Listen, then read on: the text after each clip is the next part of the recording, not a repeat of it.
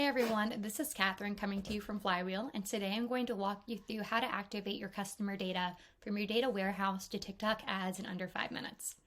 So the first step is going to be connecting your data warehouse to Flywheel. And you can see here that I've already connected my Snowflake instance, but BigQuery would be a really similar process if that's the warehouse you're interested in using.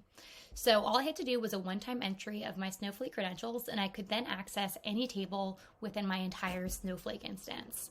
And I'll go ahead and open up this customers table setup to show you what I mean. So the key unlock here is going to be speed to value. Flywheel just relies on your existing architecture to start segmenting customers. We don't actually ingest any of your data. So you can see here that I could connect to any data set within this data warehouse and any table within that data set. So where traditional marketing technology might take you up to 6 months to implement, Flywheel can be driving value for your business within a week because we are just segmenting customers within your existing architecture. So once your data warehouse is set up, you can begin building audiences. And what you see here is Flywheel's Central Audience Hub.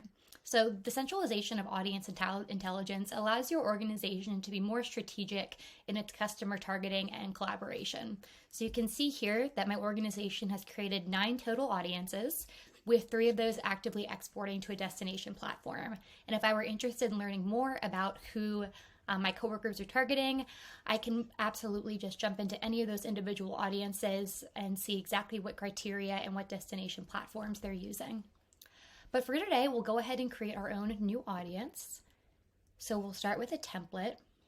And one of the key unlocks of Flywheel is this very visual, very intuitive audience builder. It allows us to have really outsized impact relative to other data tools because we can be easily utilized by both a non-technical marketer and a very technical analyst. You really can give access to any persona in your commercial organization and know that they'll be able to drive value with the tool. So for today, let's go ahead and create a sample audience of high spenders from California. Your first option in building this audience is to exclude any audiences that already exist that might have overlap because you don't want to be targeting the same customers over and over again. In this case, I don't have any customers that are really California specific, so I will go ahead and not exclude any of those. Now you have the option to segment your audience by any criteria in your entire data warehouse. So in this case, we know that we want our state to be California. And we want high spenders. So let's say that our high spender threshold is going to be greater than or equal to $300.